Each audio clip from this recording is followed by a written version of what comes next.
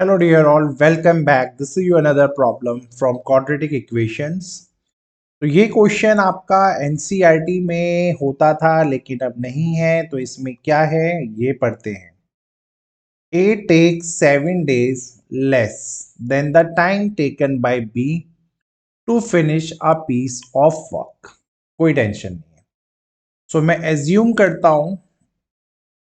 करता हूं मैं एक चीज को, that work to be done, जो वर्क हमें करना है, वर्क टू बी डन, जो वर्क हमें यहाँ पे करना है, is nothing but a W. मैं एज्यूम करता हूँ जो मुझे वर्क यहाँ पे करना है वो उस वर्क को मैं डब्ल्यू लेट करता हूँ.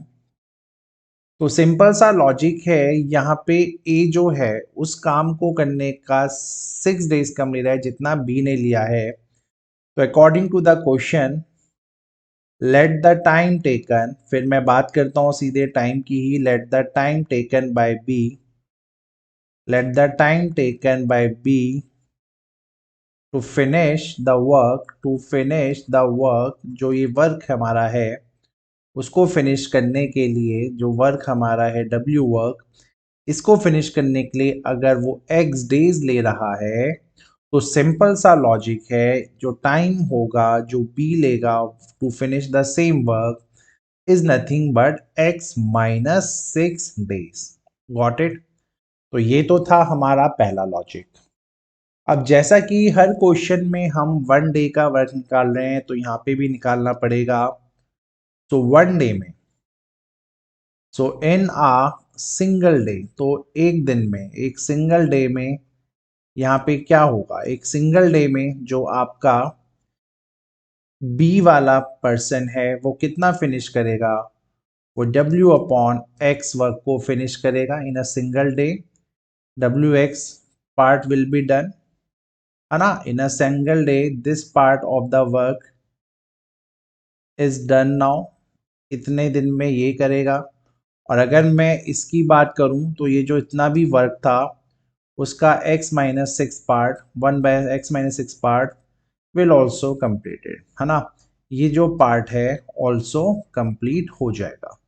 तो यहाँ तक तो कोई टेंशन है ही नहीं आपको. तो ये तो था क्वेश्चन का पहला लॉजिक जो हमें समझना था. अब सेकंड लॉजिक में यहाँ पे क्या हो रहा है, if they both work together, if they both work together, अगर दोनों ने, if they both work together, अगर उन्होंने एक साथ काम किया होता तो इन्होंने कितने दिन लिए होते, टोटल लगते इन्हें 4 days to complete the work, to complete the work, है ना. तो पूरे काम को खत्म करने के लिए इन्हें 4 days लगते.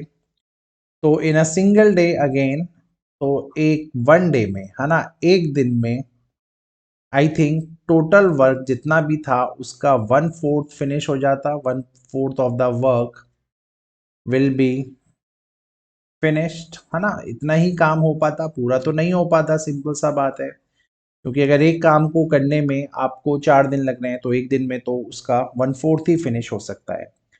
तो अब आपको हर क्वेश्चन में यार हम यही कर रहे हैं. अब हम इन दोनों चीज़ों को एक दूसरे के सामने लिख देते हैं.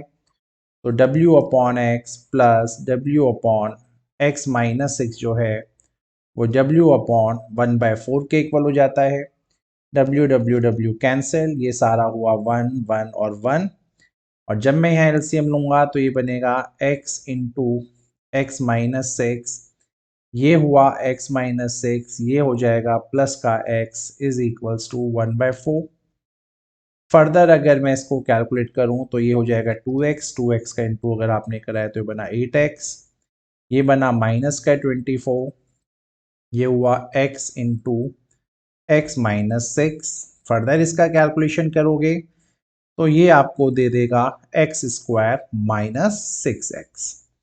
अब अगर मैं इन सबको रीअरेंज कर दूं तो ये आपको मिल जाएगा x square minus 14x plus का 24 इज इक्वल्स टू 0. और ये जो मेरा फैक्टर होता है ये होता है x माइनस 12 और x माइनस 2 का बन जाएगा ये फैक्टर.